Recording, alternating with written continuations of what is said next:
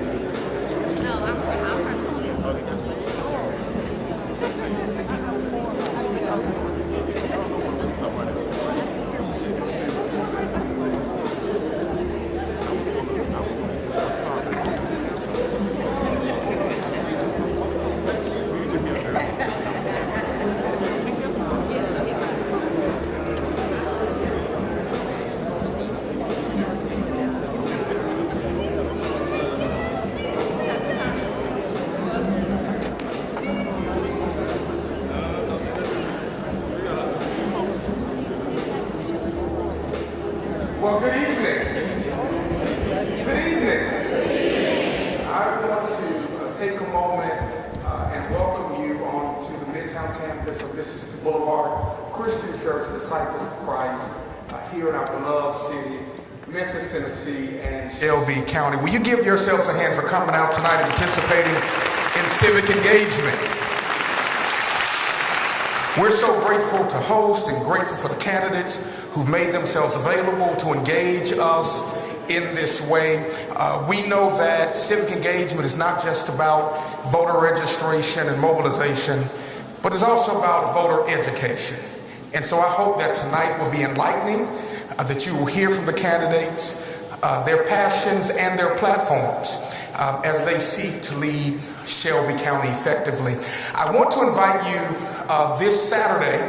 Our social justice ministry at Mississippi Boulevard Christian Church is hosting a postcarding party that's simply intended to engage inconsistent or persons who are registered and not voting, to get them to turn out in our upcoming elections. And so I invite you to come out this Saturday, 12 noon, here at this particular campus. You can register using the QR code that you see on the screen. You can bring a friend. We'll have some food. It'll be fun. But it's going to be very important in getting voters who have been on the sidelines back active and engaged in 2026. Again, welcome to Mississippi Boulevard Christian Church. And now we receive Willie Simon as he comes. Give him a rousing round of applause.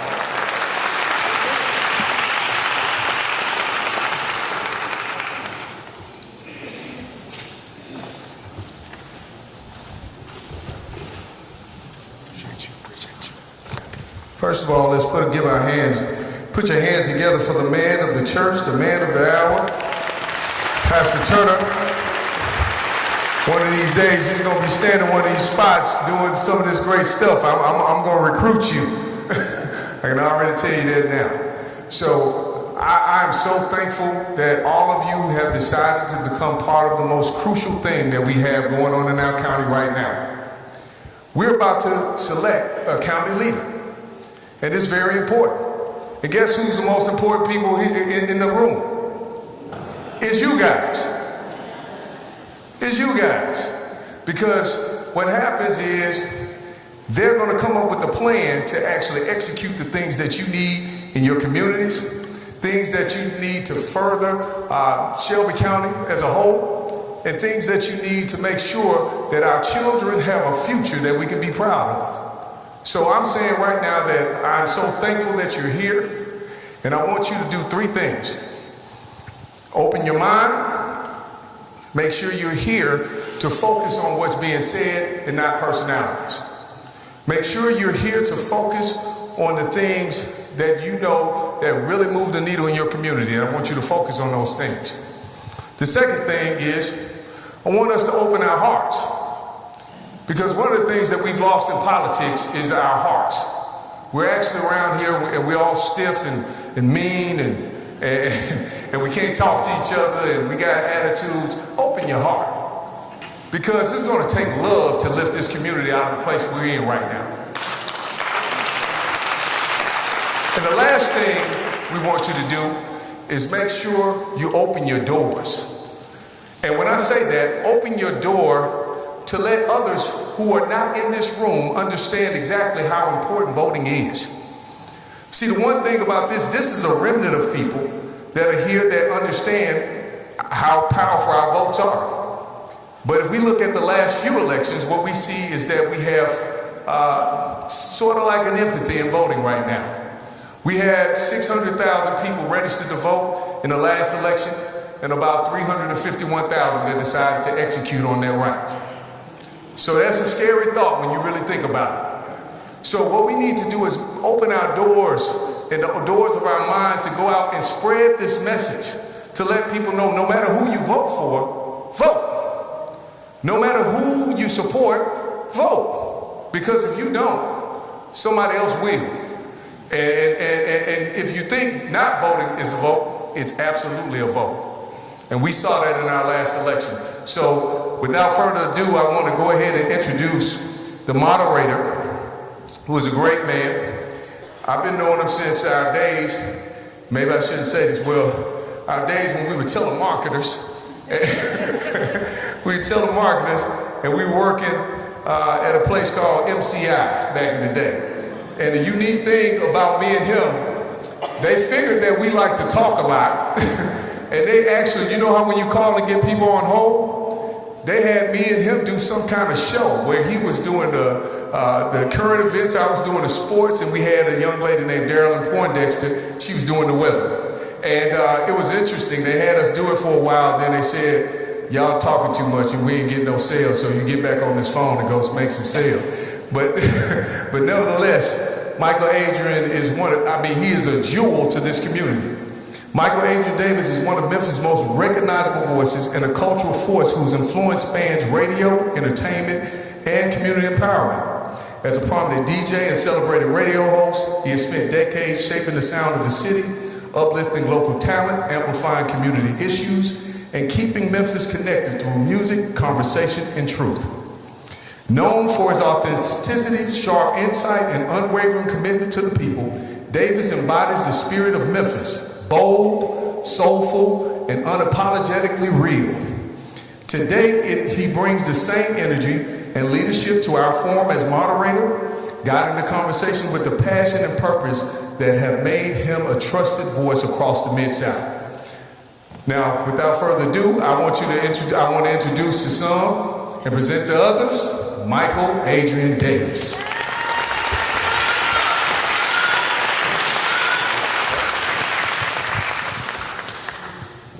Good evening, ladies and gentlemen. Man, I am so excited. I would like now to actually bring the candidates up. I believe that we're going to do. So if you guys can all just come on up now.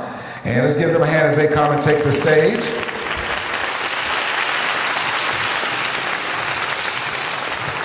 Of course, I guess I'm excited about tonight because this is the part that we all get to participate in, really. And they say that in church a lot. But because of the responsibility that we have as voters, we have to do our due diligence. And even if we have a candidate that is already kind of in our purview that we are rooting for, after the primary, only one continues on. So this is the Super Bowl right here. And so I encourage you guys, and of course, because they have a servant heart and a heart to lead, if they don't get the aspiration of this run for mayoral candidate, maybe they'll come somewhere else in our city to be of service, and you will already know their hearts, and you will already know their platforms, and you will know a lot of things about them. So I encourage you guys to listen up real closely, all right? Good evening, Shelby County. We are gathered in this sanctuary of Mississippi Boulevard, a place that understands that service is a sovereign duty. Tonight, we aren't just here for a political rally. We are here for a job interview. The person who wins this seat will manage a $1.6 million budget. Billion, look, they know that. They said that quick, didn't they? We could get one house with what I said. A $1.6 billion budget, oversee 6,000 employees, and most critically, decide the fate of our justice system and our children's future.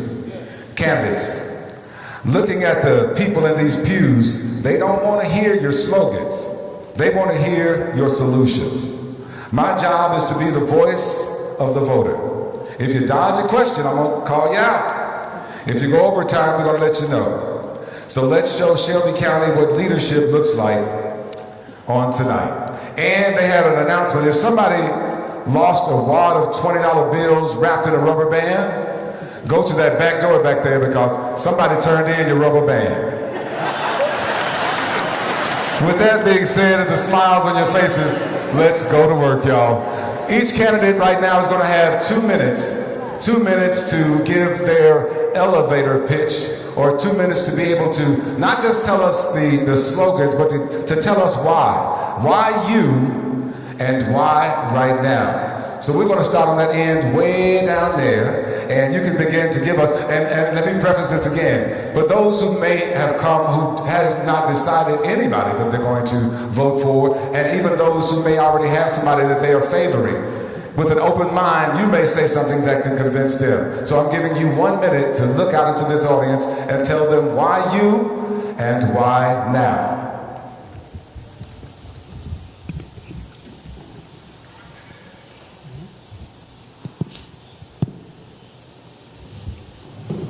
Good evening, everyone. I am Heidi Kuhn, and first of all, I would like to thank Pastor Turner, Mississippi Boulevard Church, and all of you for being here today, and to the Shelby County Democratic Party for hosting this forum. So I've worked in Shelby County government for over 25 years, and I have seen firsthand what leadership can do and the shortfalls of leadership. I started my journey in county government at the health department, reducing adolescent pregnancy and helping individuals with HIV and AIDS. I then became the executive director of the Crime Victims Center, helping victims of crime, specifically women in domestic violence situations, as well as assisting families who had lost loved ones to homicide. I then became the deputy director of community services over all victim and offender services, as well as helping veterans and the aging. I then was charged with the task of creating a training program for the 5,000 Shelby County employees from concept to fully operational status. I then was the lead strategist and special assistant to the sheriff, reducing the opioid epidemic within the jail and helping with mental health. And then in 2018 and again in 2022, I was elected your Shelby County Criminal Court Clerk. I truly believe that Shelby County residents want a leader who delivers. Not promises, but results. And you can see by my experience, my depth and breadth of experience in Shelby County government, that is something that I have known for. Results matter. Your mayor matters. And that's why I want you to vote for Heidi Kuhn for Shelby County Mayor.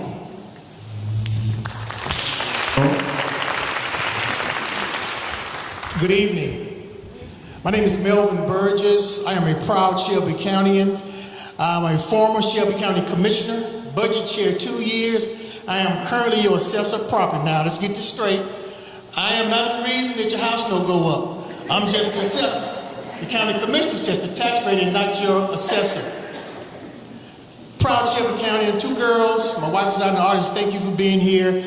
I was with the school systems, Memphis City Schools, for 30 years. I retired as the chief internal auditor, and by the way, Our first black mayor is the one that gave me my start, and then they turned all the part to Dr. W.W. Harrington. Shelby County, let's be clear. You deserve better. You deserve an administration that can approve a budget. You can deserve an administration or a commission that will come to the meetings and make good, decisive votes, show up when it is time to show up, because it affects the community. You deserve better, Shelby County.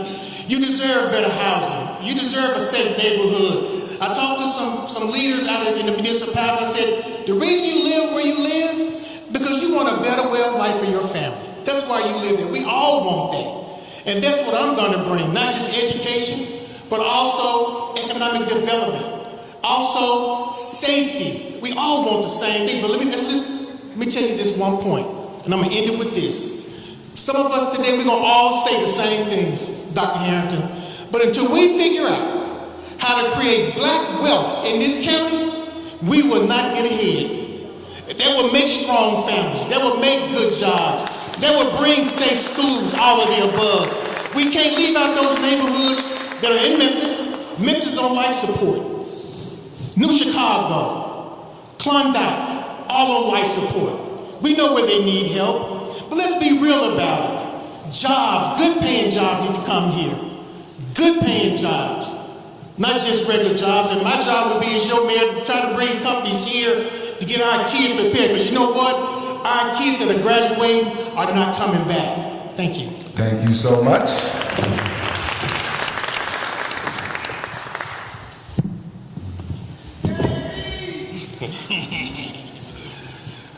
Good evening.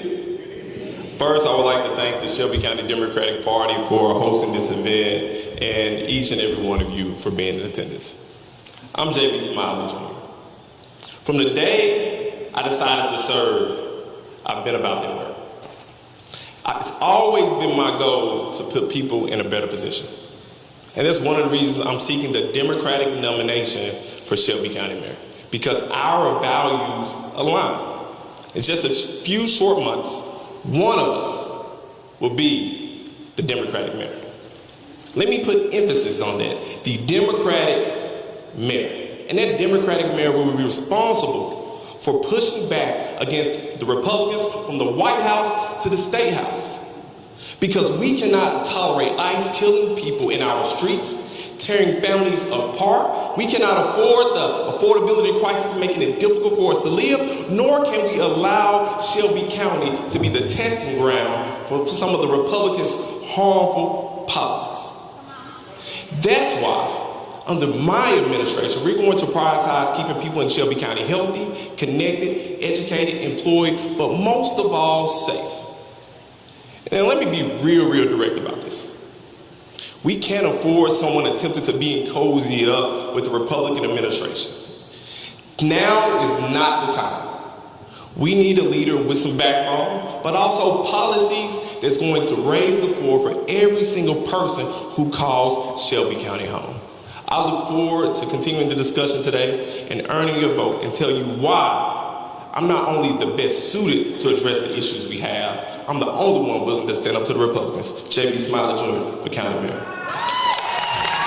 Thank you so much. Good evening, everybody. Good evening.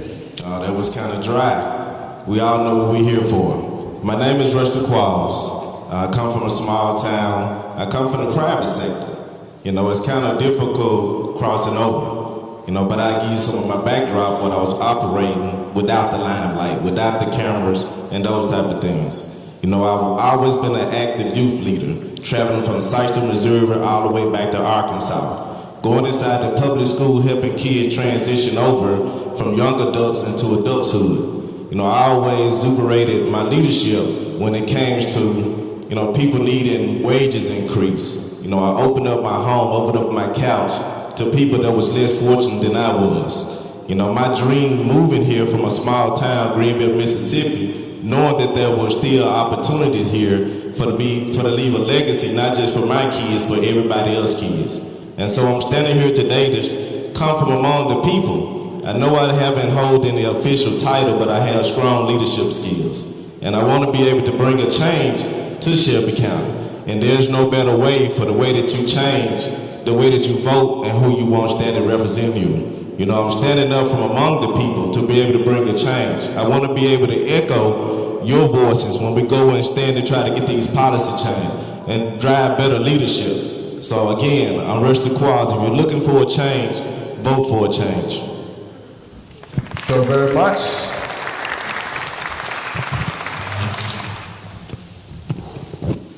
Good evening, everyone. Good. I also want to thank the Democratic Party for having us tonight, as well as Mississippi Boulevard. This is very personal for me. This is my home church, and my daughters were baptized right here in this sanctuary, so it's a special place for me. But again, my name is Mikhail Lowry. I'm a husband. I'm a father. I've been at FedEx for 25 years. And I tell you all, I got my start loading and unloading boxes in the transportation industry. And I've risen to be an executive in that business. And quite frankly, I'm not running for county mayor because I need a job. I'm running for the next generation. I'm running because I want my daughters to grow up in a community they can feel safe, protected, as well as stay here and raise a family on their own. Tonight, we're going to hear a lot of things about what people say, what they will do. Well, let me tell you what I've done. As I've been in leadership, we're going to build a world-class trauma center right here in Shelby County. And that's not just about a hospital, that's economic development. That's jobs that are going to be created. That is accessible health care for a lot of people. We're going to build 2 new high schools in this community. I was chairman when we got both of those done, by the way.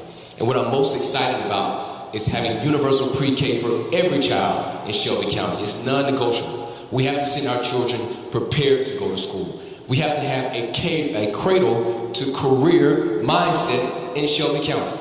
And you gotta have a leader that's making sure that we're getting the resources that we need from the state that's gonna help us compete regionally at the end of the day. So that's why I'm running for county mayor, because I know we can be stronger as a county. It's about who you hire. It's not about who you elect. Who you hire for this job matters. You know, Adrian, you said the county mayor is gonna be responsible for a $1.6 billion budget. You said it was 6,000 employees. By the way, it's 4,000 retirees as well. When you think about that, you wouldn't hire somebody for this job that's never managed a budget a day in their life.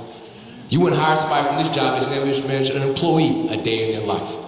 This is not on-the-job training. There's too many things critical in our pathway to get this job right, and I look forward to having your vote. Thank you so much.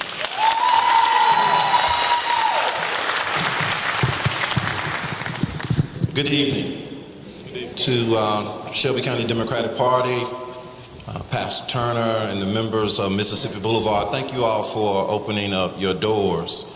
My name is Harold Collins, and I serve as the Chief Administrative Officer for Shelby County government. It's sort of ironic they all talk about what they do, what they will do. Guess what? Today, we just managed a $1.6 billion budget. Today, we manage 6,000 employees. Today, we manage 4,500 retirees. Today, we manage a $1.7 billion pension fund every single day. Not just because we show up to be a county commissioner or a city councilman, even though I served on the city council in 2007 and 2015, representing Whitehaven, Fox Meadows, Parkway Village, and Hickory Hill. Those are the things that we do and have done on a daily basis. What I submit to you is this. The best indicator of an individual that will say or do anything is what they've done in the past. Check their receipts. If they've served on any body and have not produced anything for their community thus far, why would you elect them now? You're right, we are building a world-class trauma center because we was in the room that made it happen. You're right, we are negotiating building a new school in Fraser. You know why? Because we was in the room and made it happen. And you're right, we may build a new school out in Cordova, but we're working on that. But I'm telling you, as a former city councilman, and now the current CAO of Tennessee's largest and most diverse county, you need somebody with experience that matters. Somebody that understands, somebody that recognizes what we need to do and is already doing the job today. Thank you very much. Thank you. Well, good evening. Thank you to the party that de-bonafide me, if that's a word. Thank you to everyone here in this audience tonight. Thank you for people showing up. When I found out I was on the flyer, I decided I would at least show up.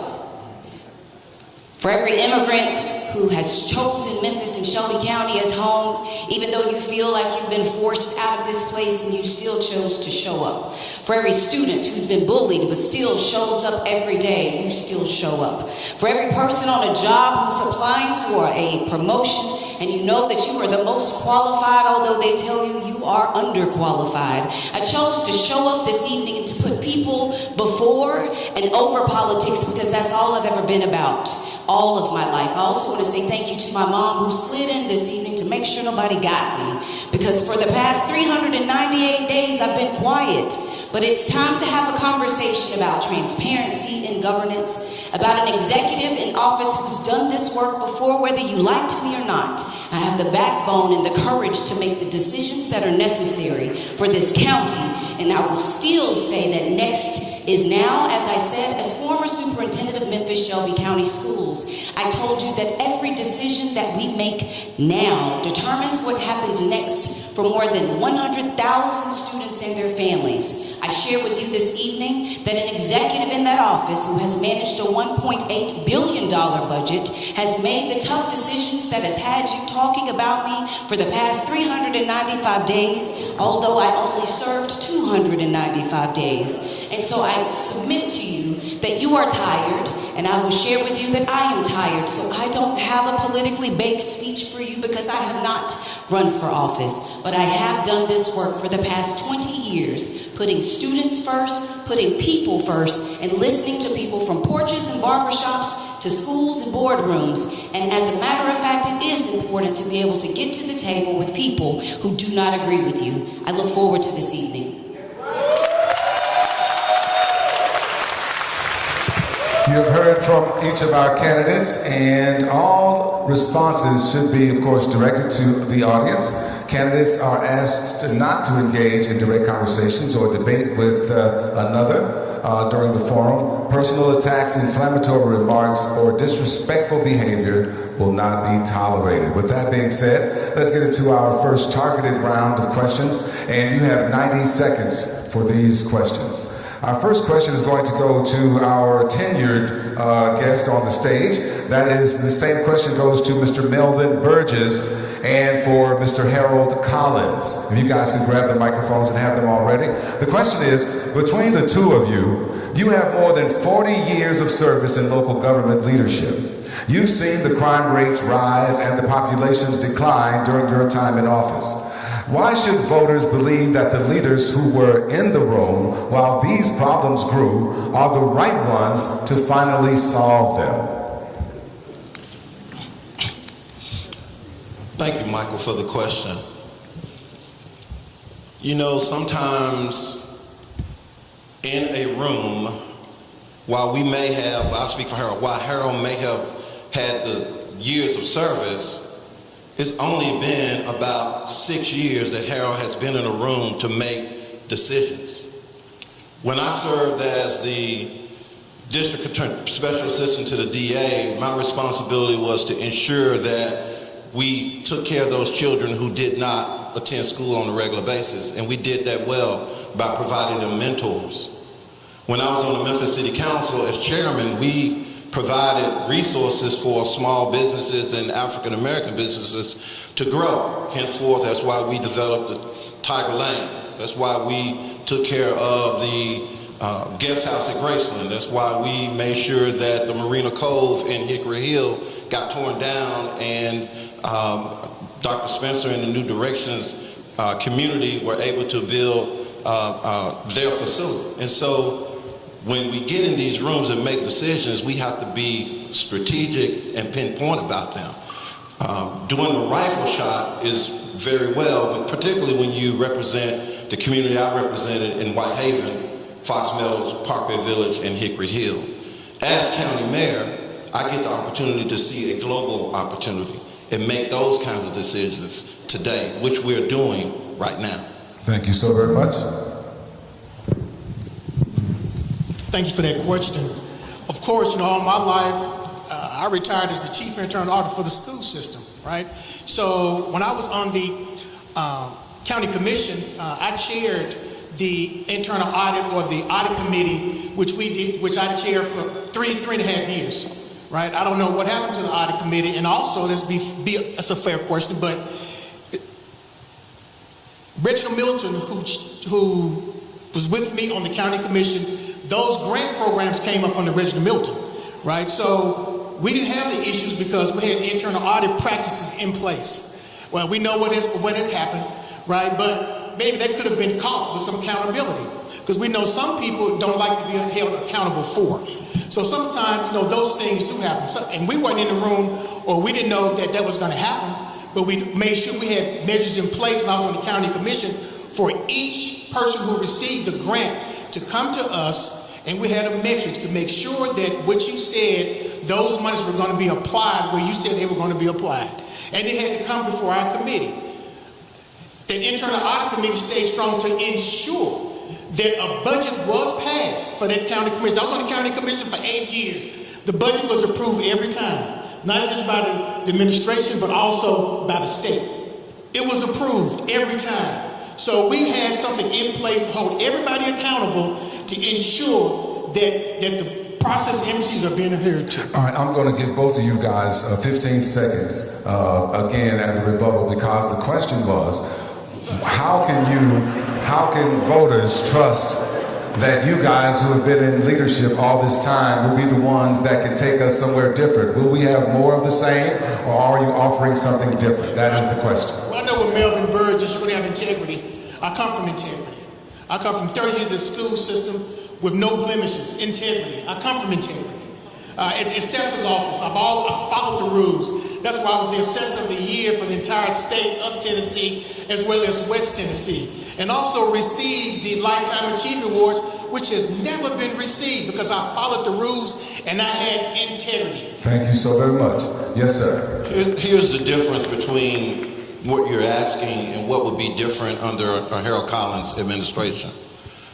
We're going to be strategic about putting and building schools in the inner city in Memphis. Why? Because we just had a presentation from Memphis Shelby County Schools. They told us they had... All right, thank you so very much. Time is up. Thank you so very much.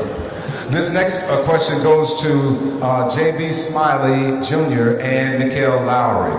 The same question, and the question is about, both of you have championed moving or rebuilding the Shelby County Jail. Experts say a new facility could cost over $400 million. Without raising property taxes on families already struggling with inflation, point to one specific department or a project that you will cut to fund this construction.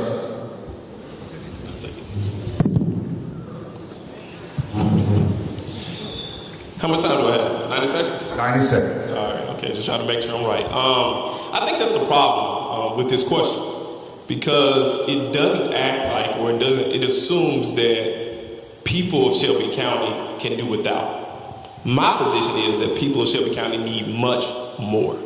We shouldn't be talking about what we're cutting. We should be talking about how do we increase revenue.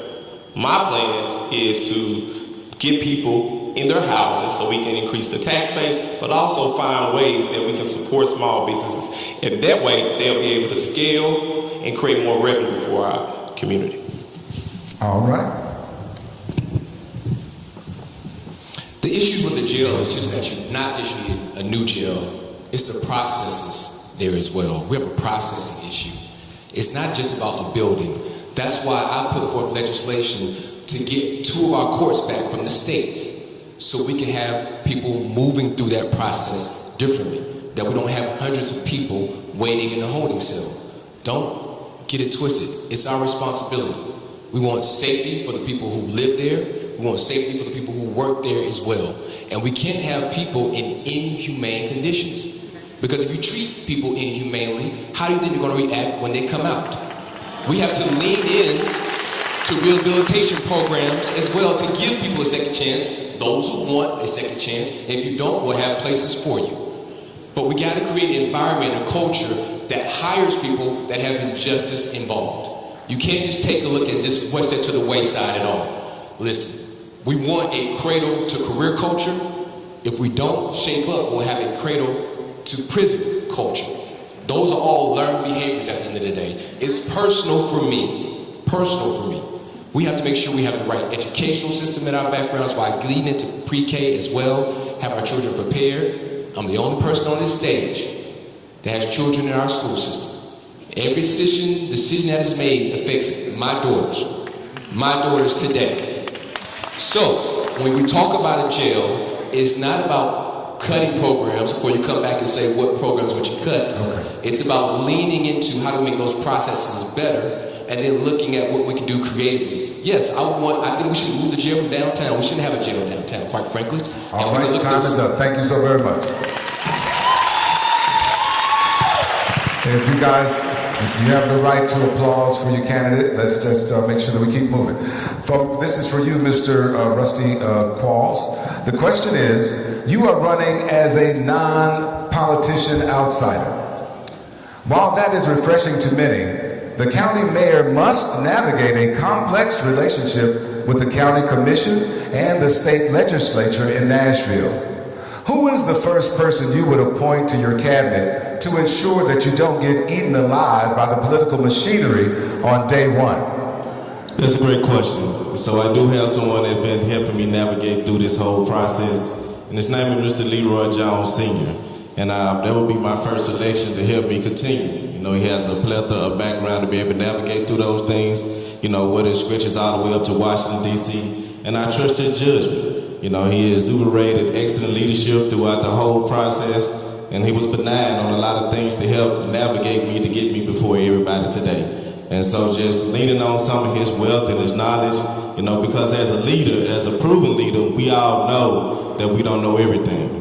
Right? And so I just continue to lean on him and take the advice of wise counsel to be able to move Shelby County forward. Thank you so very much.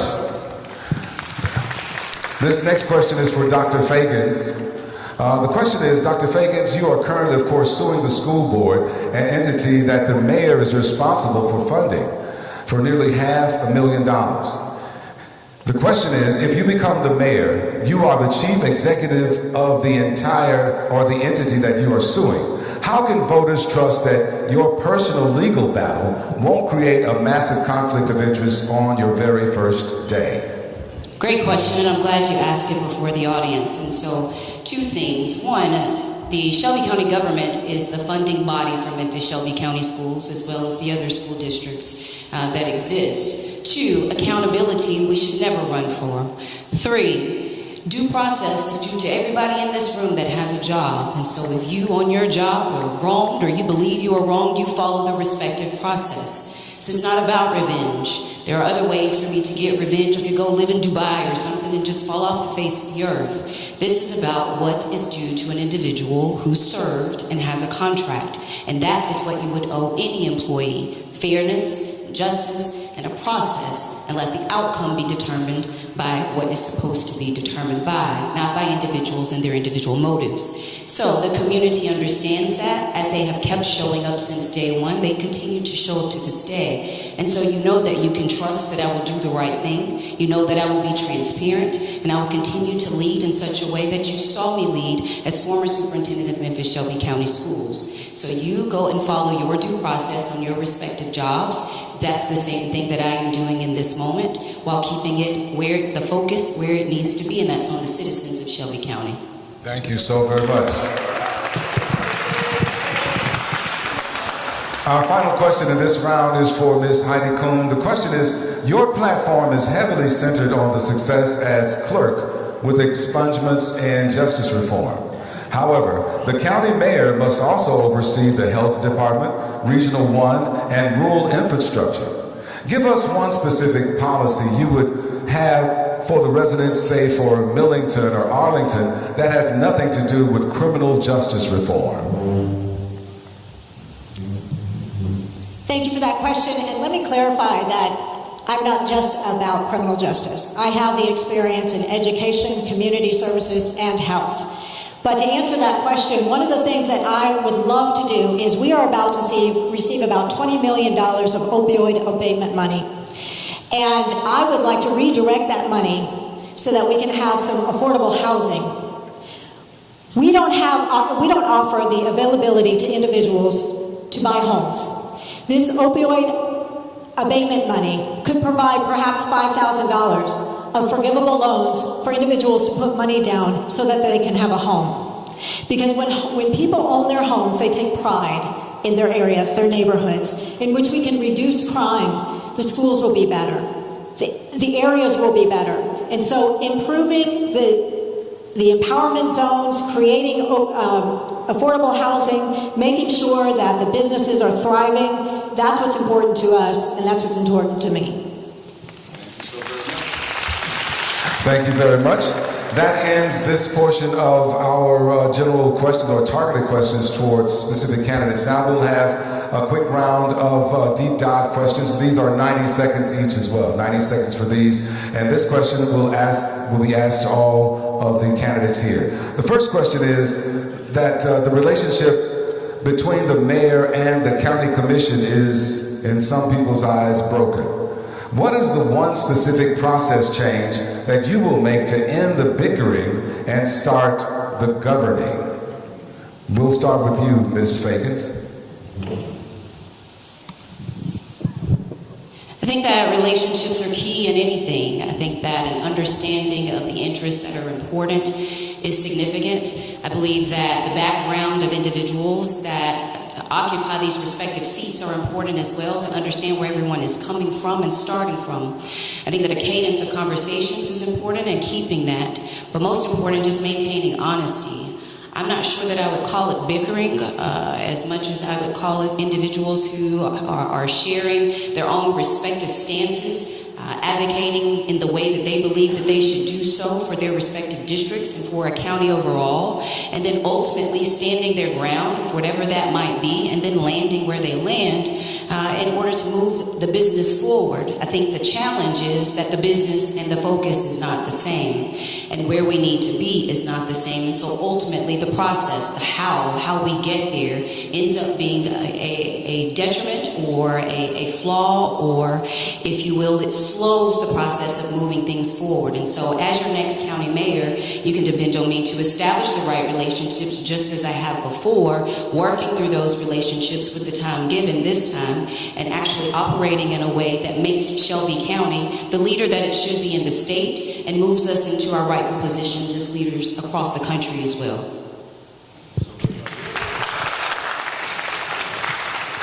Can you stay in that seat? No. Okay. I think it's about trust.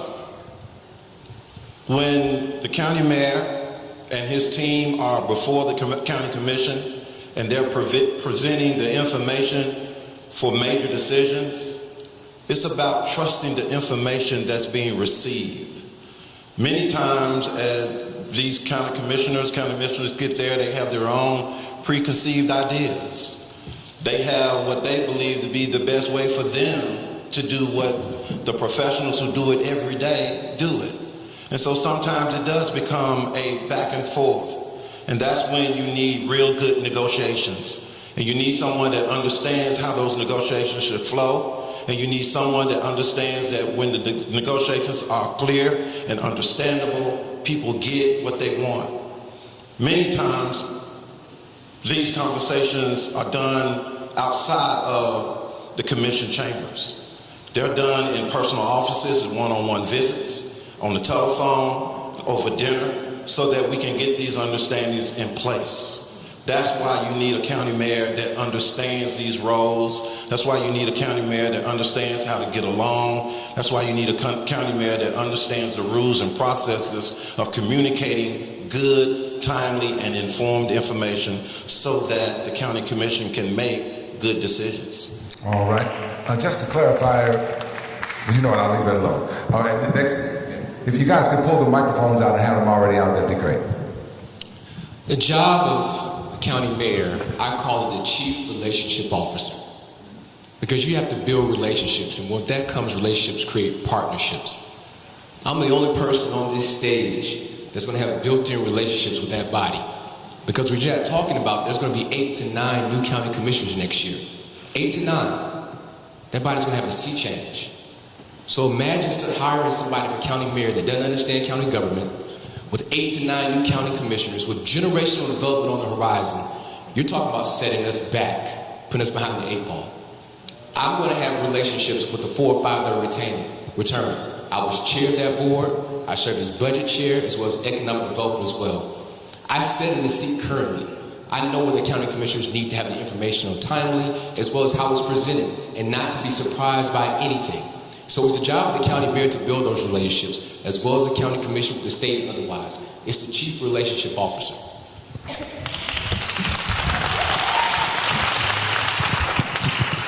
And so for me, let me not be misunderstood when I say this.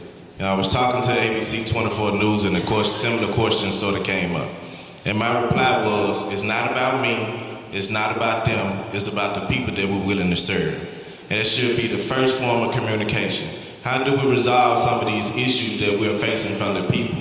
You know, it's not time for leadership to sit on their pockets. It's time to get out and do some of the grassroots so we'll know what the people actually want. You know, that's how we get together and bring those things together. If it's meeting, you know, once or twice a week, I'm fine with that. You know, looking at my background, pulling Canada, the whole North America together to resolve some of the issues, I think that's some of the things that we can bring forward into this administration. You know, let's pull together. It's not about you. It's not about me. It's about the people that we serve. And let's come together and resolve some of these issues that we're hearing every day. Thank you so very much.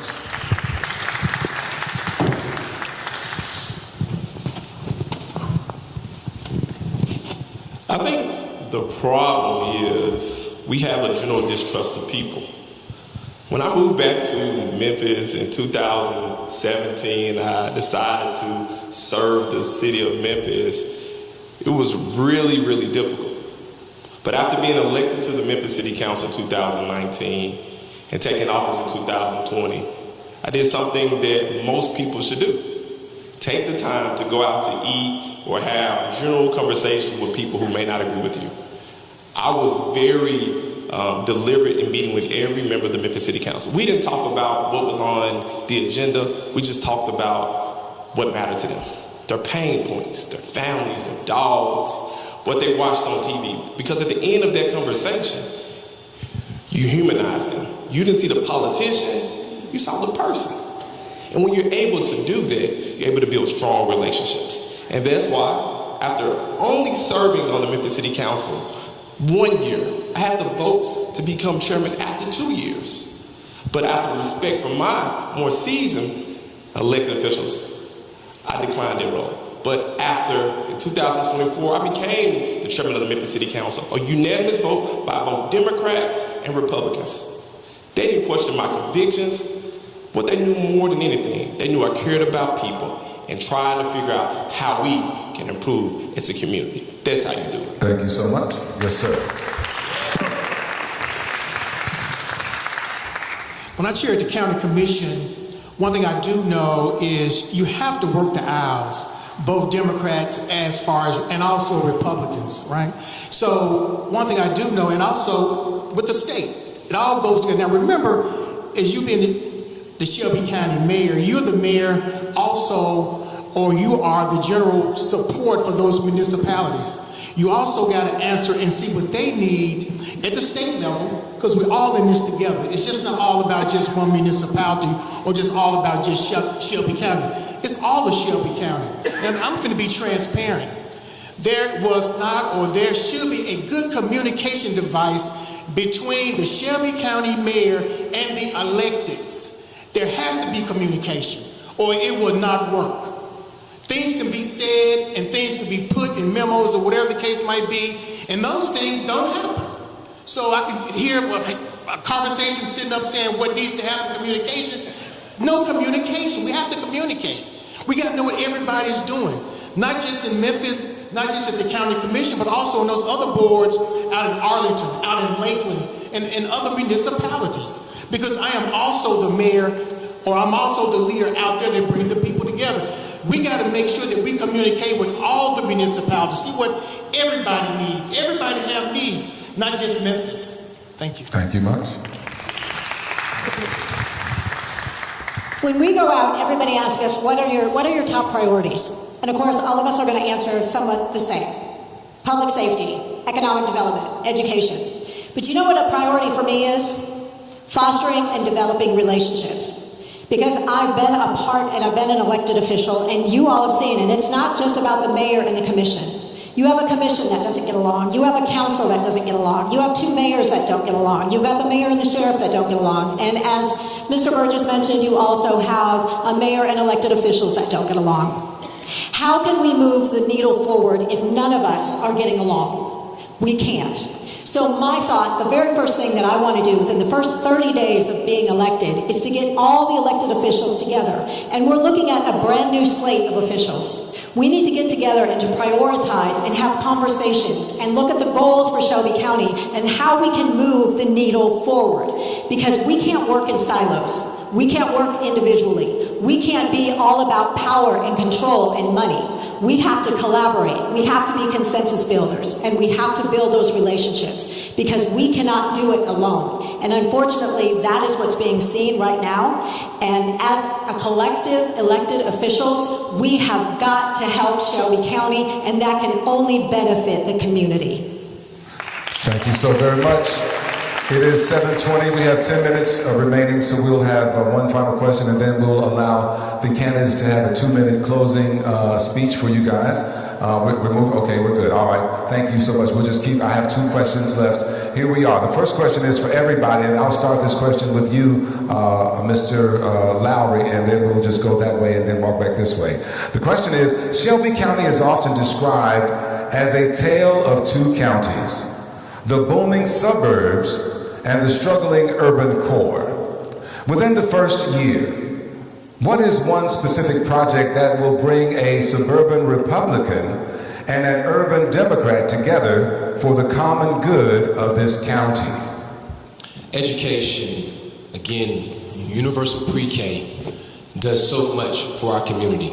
It sends our babies prepared to go to school, but it also puts money in the pockets back of our parents. Because now they don't have to spend money on a daycare option, they have a free option, and now they have time to work more as well. So we can all rally around that. But also we can all rally around making sure that we have more mental health resources in our schools. Having conflict resolution in our schools as early as elementary school. Again, this is personal for me. I mean, I talk about my 3 daughters all the time, but I also talk about my daughter Mila, who has autism. And how we spent time going to about 7 or 8 different schools until we could find the right fit. And I know people. Imagine for parents who don't. Imagine parents who aren't blessed the way we are. You gotta go whatever school they're assigned to. Maybe that school has resources, maybe it doesn't. But we pass children on from grade to grade to grade. And the reason we gotta care about that because it becomes a responsibility of you and I, taxpayers. Because if they're underhoused, that's our responsibility. If they're underemployed, that's our responsibility. Or even worse, they end up in our juvenile justice system. And that's our responsibility as well. So we gotta rally around our children, we gotta rally around the culture. That's going to lift the entire county together because that prepares the next generation for jobs. And that's something we all need. Mr. Burgess. Thank you for that. Let's be honest. This city divides when you cross Highland going east. And you can see the difference in the characteristics of this city. I understand the universal pre-K, but that's not all of it. It's also about economic development. It's also figuring out how can you get additional funds? How can you go to the state and lobby for additional funds? Okay, it's the Republicans are the majority, but how do we get that relationship to bring these funds back to our community? But the number 1 thing is this. The number 2 thing is this. Until we as a county figure out how to be like Atlanta, as we always say here, in creating wealth with minorities, people of color, we're going to always find ourselves in this pattern. Pre-K, universal K, I get all of that, but a lot of our students are not prepared. Like I work with students with STEM jobs. The new dean of the University of Memphis, Dr. Coley, the first black dean of engineering, where I had a STEM summit out at University of Memphis. Some of the things he told me why kids won't make it. Because there's not a 2-parent home. We suffer in math. Not enough math teachers.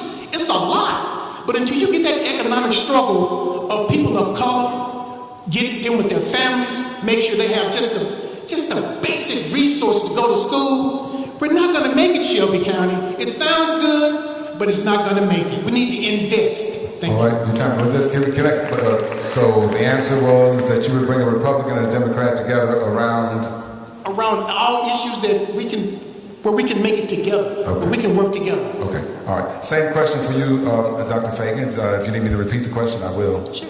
All right. The question was, Memphis has been a tale of two cities. Yes. All right. Okay. I moved the question. You got it? Yes. Okay. Yes. Yeah, here's the question, because I moved on to the next question. But what is one specific project that will bring a suburban Republican and an urban Democrat together for the common good of this county? You know, when I met with all the municipal mayors, I did ask them this particular question, and, you know, suffice it to say, it wasn't just one project. It was, can we just actually start meeting together?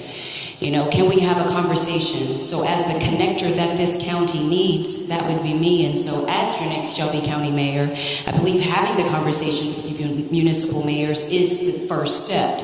I think the conversation then becomes creating the table at Shelby County Mayor for all of those mayors, for the suburban areas to come together. We hash out the problems, we create solutions, and then we become the enterprising force to go to Nashville together, to go to DC together with one Shelby agenda.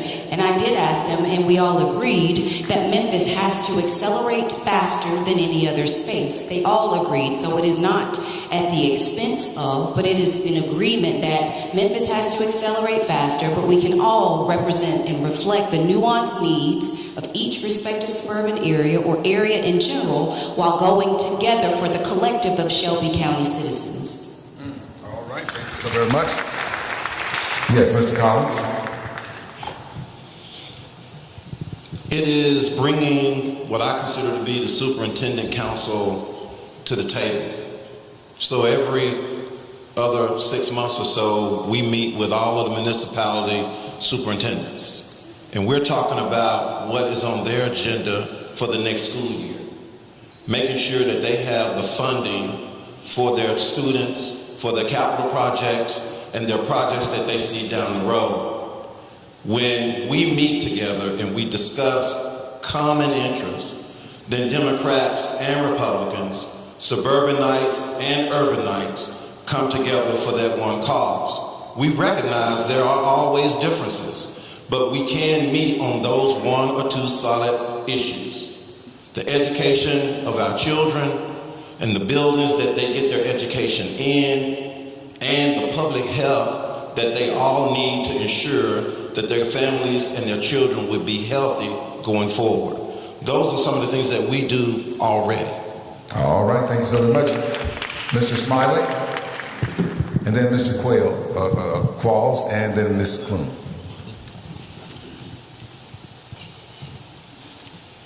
So my mom grew up in the Fowling housing projects in South Memphis. 38126. It's the poorest zip code in the state of Tennessee. And the question for people who live in those type of conditions is about how can we address the wealth gap in our communities. That should be a pressing question for each and every person who calls this community home.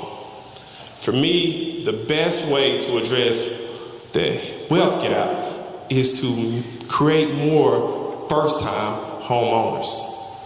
And I think everyone, no matter what zip code you live in, what community you live in, whether you're in Arlington or Memphis, can galvanize behind how to put people in a better position. That's why my administration will prioritize housing. We're going to partner the Shelby County Land Bank with several agencies, including the Memphis Metropolitan Land Banking Authority, and also use local contractors to renovate these homes and put people into houses. And that way, we can have generational wealth for each and every person who calls that home. But in addition to that, we're going to adopt best practices from Millington to Bartlett to make sure no matter where you're serving, no matter what government you're in, you have everything you need to be successful. That's what my county will look like. Thank you so much. All right, to better answer the question that was given, and I think we all can agree on, no matter where your foot lays at in Shelby County, that crime is always an issue. You know, when I talk to the young people that I open up to come in my home, you know, sometimes they have illegal weapons inside of their backpacks. And so talking to them, trying to get them to understand that each bullet inside that gun can carry up to almost 5 years. And listening to them, they say they are afraid and they want to be able to protect themselves. And so I think there's a unilateral across all Shelby County. And so I think when I first moved here, we moved to Whitehaven area. And one of me and my wife biggest pet peeve, because we had 5 kids at the time, that we wanted them to be safe. You know, so we buckled down as a family and we pulled together to be able to put our kids in a better situation. You know, did it fully protect them? No, because crime is everywhere. And I think that we all can agree on that we need to be more proactive than reactive. If we would have been more proactive when it came to the safety task force, then we wouldn't have some of those issues that we have in the target community. And so it's about being proactive when it comes to crime, educating our kids, letting them know the stiffness of the law that they may be facing if they're caught with some of these illegal drugs and firearms. And so we have to be more proactive than reactive. Thank you so very much. Let's come. This may be a tale of two cities, but I believe that Shelby County has one heart, and we all want the same thing. We want to elevate one another. And so I want to go back to development, affordable housing, because we all want to be able to own a home. And when we look at the other municipalities, one of the things that we want to work with is to open up the sewers to allow that economic development, which currently isn't being done, but I know it's being having those conversations currently. But we want to look at those empowerment zones. And what does an empowerment zone mean? Well, it means that individuals can have opportunities for affordable housing. We are investing in neighborhoods that have small businesses. We are making sure that minority-owned businesses and female-owned businesses are getting the money and the loans that they need so that they can live better as well. We as a community can only lift each other up if we are all doing well. We don't want to just be Memphis-centric. The Shelby County Mayor is the leader of Shelby County. That means all municipalities, and we need to grow in all areas. And so it would be my administration that would push forward for these empowerment zones all over Shelby County, because when one rises, we all rise. Thank you so very much. Dr. Fagans, this question is for you, and these are more quicker rounds, so we'll say 60 seconds for these. 60 seconds. The question is, so many of our youth that get an education here in the city of Memphis tend to leave and go other places. And again, nobody on the stage is currently the mayor, so we don't expect you to have a 10-point agenda or plan, but what would you do and in what areas would you try to improve that we would keep the talent here in the city of Memphis that constantly leaves to other progressive cities? So in speaking with students, of course, not just here, but anywhere, they're bored. They don't have anything to do. So that's one. That's what we would share. As next county mayor, you know, it's about attracting businesses here that want to be here, but it's about allowing our students to be able to start those small businesses, about equipping individuals who are here already through a Small Business Accelerator Academy to start small businesses, but more importantly, designing the areas so that they can have things to do. And that starts right here in our neighborhoods, right here in our communities. I think the second thing is they want to feel safe as well, and so they contribute to that safety. Safety happens in our neighborhoods. We're all responsible for the safety of each space, and so focusing on safety through conversations in our neighborhoods, but being visible and approachable through sheriff deputies and continuing to use Memphis Allies and other nonprofit organizations. And then finally, it's upskilling. They want to be able to have their hopes and dreams to come true here, and so it's providing them a pathway to see a way forward from pre-K to paycheck, and that's what's in my plan. All right, thank you so very much. It's open to anybody on the floor that would like to answer it any way that you see fit. Yes, sir, go ahead. Yeah, I answered. Of course, you know, being from Memphis, I have two girls that finished Spelman College. One lives in New York, and the other one lives in Atlanta. And the first thing, and even my friends, some of my colleagues that even go to this church, that say that their kids do not want to come back because there are no jobs. There are no jobs that are pegged to what some of their majors are. My youngest daughter got a degree in anthropology. Of course, my oldest daughter got a job in journalism, went to Columbia, also in New York. But there are no jobs here. There's nothing to do, right? If you live in Atlanta, I promise you, if you got a job in Atlanta, you would not be coming back home. But how can we change that? You know, we can change it in a way by which we can first, let's grab our culture as Memphis. Grab who are we? And let's define the culture here in Memphis and who we are. And maybe we can bring our kids back on board, having things for our kids to do. As I mentor some kids from KIPP Academy, the first thing they say is they don't feel safe, and also there's nothing to do. So it's on both sides of the spectrum of why kids are not coming back, which is called our knowledge economy, which are not coming back to Memphis. All right.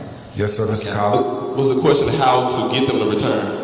What would you do and specifically to keep them from leaving, or either to come back, either the two, to retain them? Retention was the first part of that. I defer to yes, sir. Mr. Yes, Collins. Thank you. Two things. Number one, we do need to recruit administrative, engineering, and technology jobs, because our kids today are majoring in those kinds of professional degrees, and we need to make sure that we're there. And the reason I say that is because Memphis and Shelby County has been a transportation system. We put all our eggs in one basket of transportation. That's no offense, but that's just the way it is. We can have both and, not either or. The second thing is, and I shared this earlier, my daughter's here, both of my daughters are moved here. I made them sign contracts with us because they went away to college. And they decided to go away to college when they could have gone to any school in the state of Tennessee for free. But we made them sign contracts to come back and work in their community for 2 years after they got those degrees. Why? Because we knew they were going to get professional degrees here locally, and then selfishly, I wanted them to meet some young man and grow up and fall in love, and my grandparents would be here. But that's the truth of the matter. We have to make sure that our children we get creative with our children, and hopefully they will come back. But administrative, engineering, and technology jobs are the future now for Memphis and Shelby County. Thank you so much, Mr. Smiley. Absolutely. There is no just me talking about it. We actually have a plan for that. First, visit our website, votejbsmiley.com, and look at our policy. But there's two things that we're going to do very specifically. One is the return and retain initiative. Because when I went off to school with a lot of my friends, only 2 of us returned home, and I find that to be problematic. That's why, under my administration, we're going to incentivize those students who choose to come back to Shelby County and work, or choose to stay here and work. We're going to layer it out, whether if you're in a high-demand industry, an educator, high-demand industry.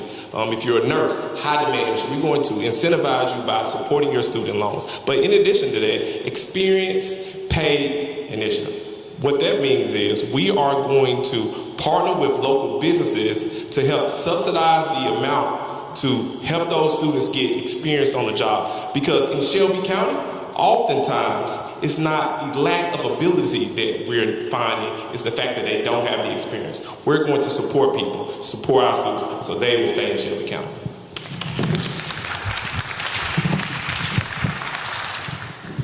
I think we all understand that we have to create a community and a culture where there's opportunity. That's why people leave. And we have to really lean into our businesses to make sure they're not only working to incentivize people to come back, but leaning to internships as well. But that doesn't just start with people that have graduated. It starts in our high schools. We got to start by having, again, a pipeline for career. Everybody's not going to college. Everybody's not moving away for a career. But everybody can have a place to work. And we got to start that in high school. Specifically, we need to lean into those that are 16 to 24 years old. It's a specific demographic that we're looking for, because statistics show that that demographic is committing a lot of petty crimes in our community. So we can't just think about people who are no longer here. I get it. Go someplace else, because the grass ain't always greener. But what we can also do is lean into our high schools right now, and so you can start having a career. You can start working for Shelby County as early as 18 years old. You can work in our correctional facility as 18 years old. That's a career where you can retire after 7 years. So we got to make sure our high school students know that there's opportunity here now. Thank you so much. Yes, this is a passionate topic for me. You know, I have a 15-year-old that should be his second year in college, but he opted out so he can walk with his peers. And so I understood what that meant. And so it's about giving them hope, something to hope for when it comes to the future. You know, I worked in logistics for almost 12 years, and seeing our kids coming out of high school straight into what we call a logistic-based area, which is most of what Shelby County is. You know, they lack some of the skill sets to be able to step up to operate professionally within their job. You know, not only does that, you know, are the businesses that we're allowing to come here, are they concerned about the further education of our children? You know, I worked at a company that offered just that. And if they landed within that field, then they would be able to get, you know, a higher education for free. And so it's about giving them something to hope for and demanding that the businesses that are here that will be concerned about our kids' future. Thank you so much. Yes, ma'am. I think it first starts at home because we've got to have a lot of pride. Unfortunately, we speak so negatively about Memphis and Shelby County. I have 4 adult children that went through public school here, and actually, Mr. Collins, I have 2 grandchildren that are here. And I believe that what we need is change to keep them here. And to kind of go along with the same lines of education, not every child does need to go to college. Not every child will go to college. So we need to start looking in our schools and assessing the classes that we are providing. Perhaps we need to look at trades, because there are kids out there who have excellent skill sets that could just do so well in trades, and they are making bank. They don't need to go to higher education. That is one way to be able to keep them here. We need to ensure that individuals have opportunities, reduce barriers for a brighter, better future. All right, thank you so very much. Here's a question that came in from some of our viewers. We are streaming this on all major platforms. Of course, the Shelby County Democratic Party's their website. They are streaming this on that as well, and many other platforms. The question is, and I'll have to take my glasses off to see it, it's about managing county operations. Managing county operations is one of the most significant responsibilities of the Shelby County Mayor. Beyond setting the direction, the Shelby County Mayor must ensure that departments are properly led, effectively staffed, and positioned to deliver results for nearly 1 million residents. A major example, of course, is the Shelby County Health Department, which operates with a budget of over $100 million and is responsible for protecting and improving the public health of this community. They go on to talk about the previous director and her accolades. The question is, as Shelby County Mayor, how will you manage county operations to ensure that when key department directors depart, particularly leaders of major divisions like the Health Department, they are replaced in a timely manner with candidates of equal or greater standings? Wow, that's a mouthful. And you don't have to take it, but you can. If you'd like to take that question, anybody would like to address that? Let's just let them, we'll know when it's over. I'll stop. All right, 60 seconds. I'm sorry. Yes. All right. So again, who you hire matters. That's why I brought up my role right now as an executive at FedEx. Quite frankly, you have to hire competent people, but you gotta hire world-class folks that can get the job done, even if you disagree with them. Not because they're your friend, not because you got a relationship with them, because it's business at the end of the day. Government is business at the end of the day. And you have to hire people not only that are world class, because I expect them to be taken away from someplace else. That's how you hire great folks. But I also ensure that we have competent deputies in place as well. We have to look at talent from across our county and even from some folks who may be outside of that as well.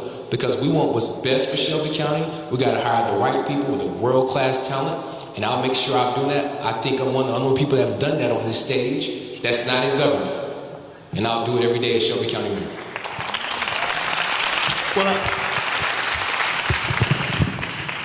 Well, just to say, I've never worked in the private. Well, I did work in the private sector when I was with an accounting firm, but I've been working in government for 40 years. When I went out to the assessor's office, I didn't know what the issues were. I had less assessors than what the state said I should have had. I didn't know that. I had only 34 appraisers. I was supposed to have 84, right? So on the back end, I had to grow more appraisers, right? I had to make sure that their managers, or when they became appraisers, that they got the proper professional development. We just talked about our kids are not staying here. Well, how can we pull from here if our talent's not coming back here, right? So it's very difficult. It's very difficult to fill some of these positions. However, right, as a leader, you should ensure that there are succession plans in your department when that director or that person leaves. That's automatic. But you got to ensure that professional development is carried out. It ain't got to be within the county. It can be outside the county, which I would suggest and recommend. But having those things in place when you do leave, like I would have when I leave the assessor's office, a succession plan will be in place for all my department heads. Thank you so much. Yes, sir, Mr. Collins. You know, we've already experienced this with the leaving of the former director of the health department. And we casted a net countrywide. And we had to make sure that we found the right person to lead that department. Because state law requires that whoever leads the health department must meet certain standards. You just can't hire anybody. Doesn't necessarily have to be a medical doctor, but they have to have certain standards. And that's what we've done. We never hire because we know a person or we believe that person is going to be our friend. We hire the most qualified candidate. And in every division of Shelby County government, there is a succession plan. You can see that now. It is already in place. So when I am the county mayor in a few months, then we have the opportunity to pick and select those persons who are already coming up, or we go outside of the county to find the right person that will lead these divisions that give services to our citizens. Thank you so much. Personnel, anybody else want to, yes ma'am. Can I chime in on it? So yes sir.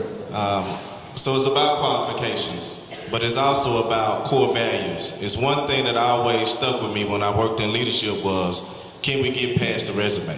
You know, do they have the core values of the people? Are they going to elevate our community together? Are they going to share your best practices and moving Shelby County forward? So we have to get past the resume and have us to land on what best suited for the people. You know, it's all about the people. It's not about me or about them. It's about, are we going to move this thing forward for Shelby County? Ms. Coon, yes. Oh, I'm sorry, JB. Well, hey, Mr. Smiley, let's let Ms. Coon go first, then you wrap it up. I've been part of administration in Shelby County government as well as an elected official for the last 27 years. And I think it's imperative to make sure that you have good people and knowledgeable people around you. The county mayor or even the leader can't know everything about everything. You lean heavily on those experts. And so it is important, and it's something I have done continually, is to make sure that good people, experienced people, are in the positions, because they are the ones that are going to make you look good. You can't make all of the decisions. You have to lean in and listen to the experts, and surrounding yourself with a good administration is so incredibly important. I'll do my best to be brief, but what you can't do is you just can't fire people without a plan. We've seen how that worked out.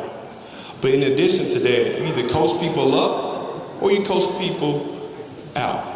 But we have to make sure that the people, not just the person in charge, but the deputy directors, make sure we're cross-training so they have the skills necessary to step up if called upon. We have to put our community in a better position. We cannot afford to make rash decisions when every single decision is so important to people who call this community home.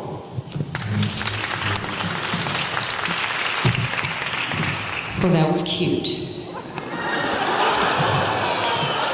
And so what I will say is, because multiple individuals are involved in a hiring process, any effective organization rises and falls on leadership, and multiple voices must be included. Mr. Smiley was included in many of those reviews and conversations. And so I think about, as an executive who has made those decisions that people ran from, you have to understand what's at stake. And so what's been mentioned is important. Succession plans are important. Training the right people is important so that you don't have to look so far. But it is okay to cast the net broad and wide to find new people that have new ideas who've seen different spaces and places and faces, and they're able to bring something new here that rises to the level of excellence that we deserve to see across all of Shelby County government. And so that's a combination of things that must take place. And so I stand on the decisions that are made and the plan that was put forth December of 2023. And so you also see a plan on my website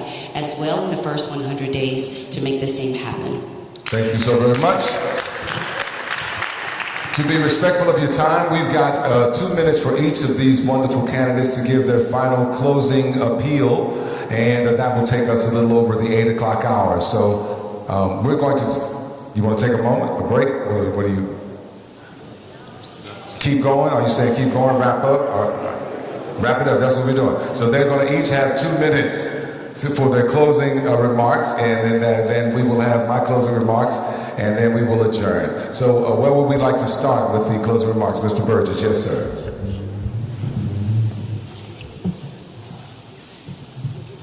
As a Shelby Countyan and as a native Memphian, I'm going to ask you all the question today. Whatever happened, Memphian Shelby County's, when we elected our first black mayor? What happened to the Maxine Smiths? What happened to the Jesse Turners? What happened to the Walter Baileys? What happened to those leaders who led us in this county, who led us during the civil rights era? And they were the minority. As Shelby Countyans, you deserve better. I can do better. We deserve a knowledge economy that can go to colleges and come back. But in providing that training, we got to make sure that they are equipped.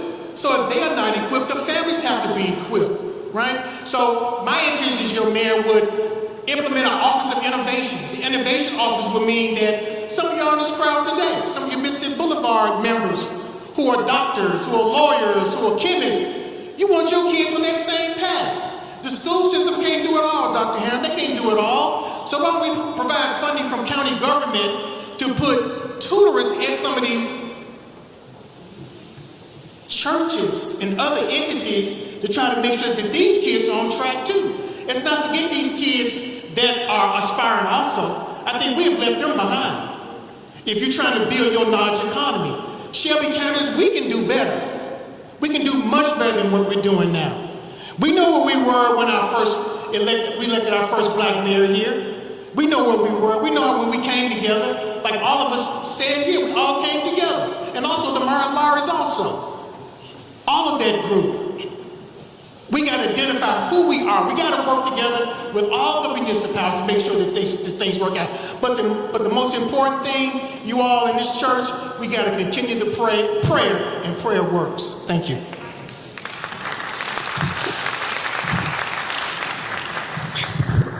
I think everybody wants to go last, so I'll go now. First of all, let me thank the Shelby County Democratic Party for hosting us tonight. Give yourselves a hand for that.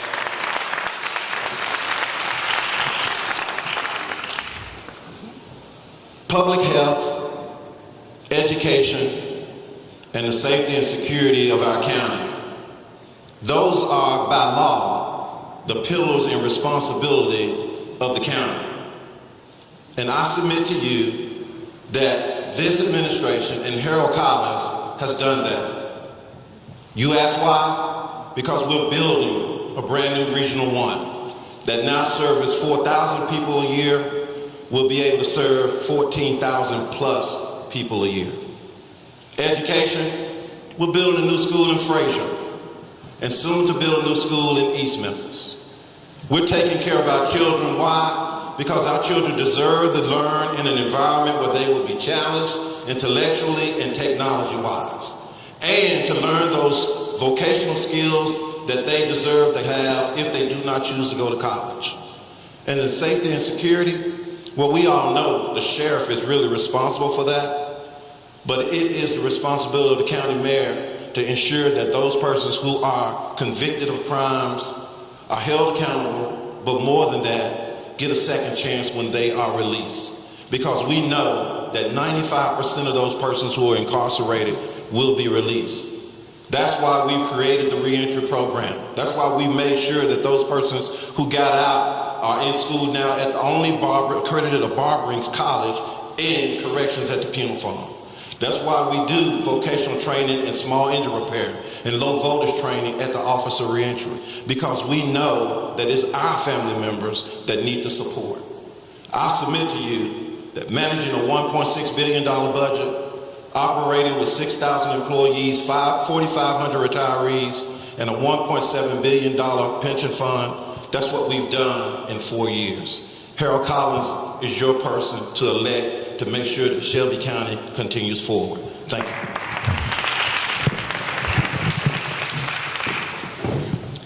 Again, thank you all, Democratic Party, for being here, and voters, thank you for being engaged tonight. We're going to need you more than ever, because at the end of the day, it's important that a Democrat is elected to serve as the next county mayor of Shelby County. However, who you hire matters at the end of the day. Don't think about who you elect. You're hiring someone to do day-to-day work for you. Again, I got my start loading and unloading boxes. Risen to be executive in this business. I'm proud of those accomplishments. I'm also proud when I was chairman of the Memphis Housing Authority Board as well. I've worked in housing. I'm proud of those developments. Now, all of us up here talked about things we're going to do, but how many people tell you about lessons they've learned or mistakes they've made? So let me tell you one. When I was chairman of the Memphis Housing Authority Board, when we were rebuilding South City, College Park, University Place, what used to be Foot Homes, Dixie Homes, Claiborne Homes, a lot of good generational lives and culture was developed there. But what we had to do is we had to give people vouchers to go live someplace else while we were rebuilding. What we did is, now imagine, all your life, you lived somewhere. If something was broke, somebody came to fix it. When you took out trash, maybe it's threw it in the dumpster, whatever it may be, you never had to cut grass a day in your life. Then all of a sudden somebody said, here go this voucher, go stay in this house. By the way, that toilet's fixed, you gotta do something about that. By the way, trash pickup is on a Friday. Or by the way, somebody gotta cut this grass out here. What we should have done is given people classes to learn what it's like to live in a home, to know what it's like to take care of a home. We like to think common sense is common. It's not. You got to meet people where they are. That's a life lesson I learned from being responsible for that organization. I'll take those life lessons that I learned into Shelby County every day. Again, I ask you to go to my website, LowryFor901.com. Who we hire matters. Generational development is on the line. Our culture is on the line. Our next generation on the line. And I'm asking you to vote for me as your next county mayor.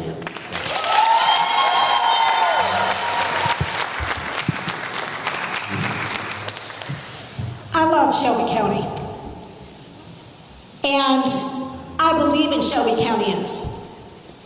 We have heart, we have grit, we have resilience.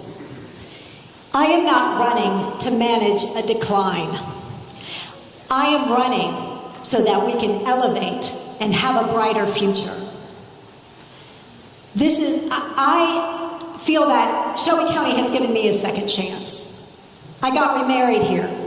I had children here. They went through the school system. I have had 2 grandbabies here. It's important to me to see Shelby County succeed. You know, often you may have heard me say in regard to expungements that just because you have a past doesn't mean you can't have a future. And I believe that for Shelby County. We have a past. We are definitely dealing with some things currently, but I believe that we have a brighter future. We can have a brighter future together for reduced crime and safer neighborhoods. We can have better education. We can have less blight. We can have a more beautiful Shelby County. Because I don't know about you, but I am tired of being at the top of the list for the worst things. It is time for us to be at the top of the list because we are good, and it's because we, as collectively as Shelby Countyans, want to make Shelby County better. And so I am asking you to give me a chance to become your next Shelby County mayor, because I want to give Shelby County a second chance.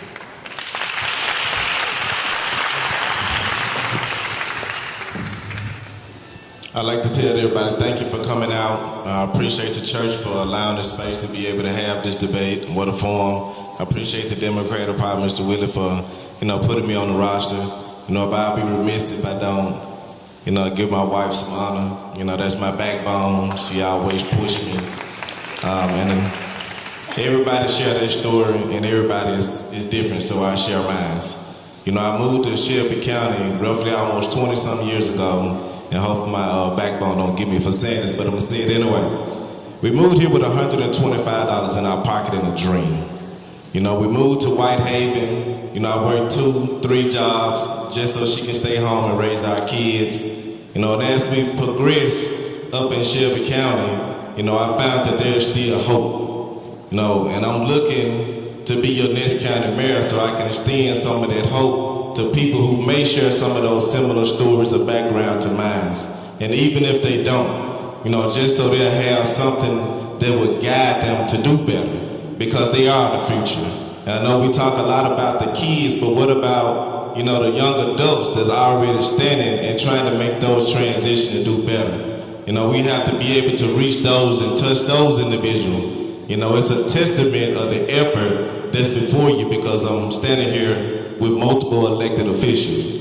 No official title, it's all administration. For those that are curious, I did receive my administration degree when I was 17. And so we talk about bright stars and want to be able to be that example for the next generation. And if you're looking for a change, let's change your vote and vote for Rusty Quarles.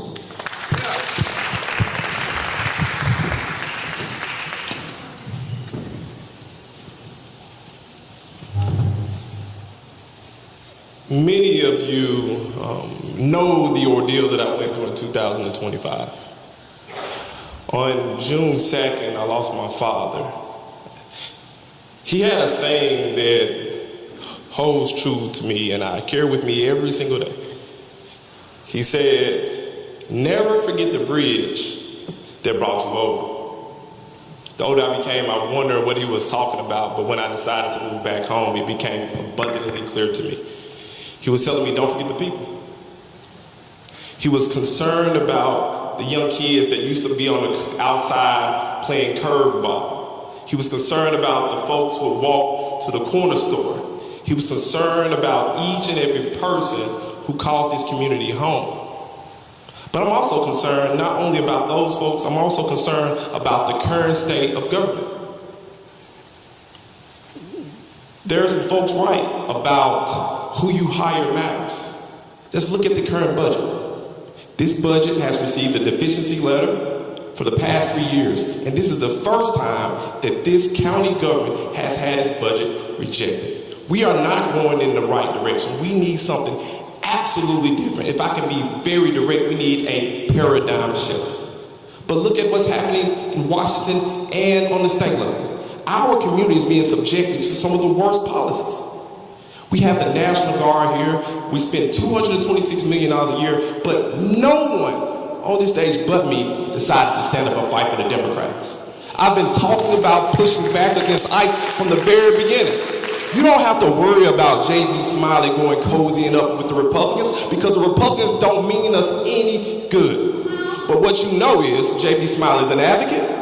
J.B. Smiley will push back against the nonsense we see from Donald Trump, against the nonsense we see in Governor Lee, against the nonsense we see from Cameron Sexton. This is not a competition about who's the nicest to the Republicans. This is the Democratic primary. You get to choose who is the next Democratic mayor. And I hope you choose one with backbone, J.B. Smiley Jr. for county mayor. Thank you so much. Dr. Fagans? I moved here to serve and lead 100,000 children and families. That ended the way that it ended. But service doesn't start or stop with a title. I watched my mom and dad start with nothing in public housing in Alabama, hanging clothes on the line in the back. I watched my great-grandmother put cash under the mattress. So we've always had a little bit and been able to do a lot. Wherever I have lived and wherever I have led, everybody wants the same things. sharp, strong schools, safe neighborhoods, a little bit of money to go do something fun, a good job, and a place that you can call home, whatever that might be and wherever that might be. That hasn't changed since I moved to Shelby County. No one has said anything different. From the mental health court when I met with them, to General Sessions Court, to judges that I've met with, municipal mayors, students, parents, big mamas, madias, and abuelas. Everybody wants the same thing that I ask every teacher that I've ever served with or led, and that's just to give a fair shot to our children. That's the only thing that I'm seeking to do in this particular position as your next Shelby County Mayor, is to ensure that nearly 1 million people have a fair shot to live life the way that you want to define success the way that you want to, and to ensure that you have a government that is collaborative, ensure that you have a government that is accountable and transparent, and does exactly what good government is supposed to do, and that's remove barriers that prevent you from doing the things to lead the life that you deserve to live.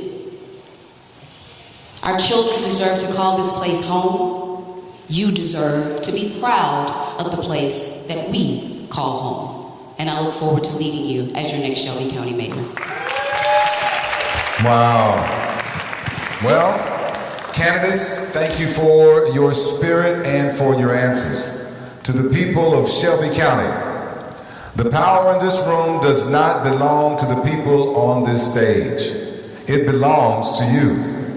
We have heard 7 different visions tonight. Now the burden of leadership shifts from them to your ballot. Don't just leave here with a flyer. Leave here with a plan to take 10 people to the polls. Our future isn't a destiny, it's a choice.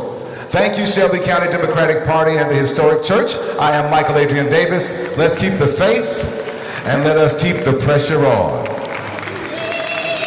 You are free to move about the country.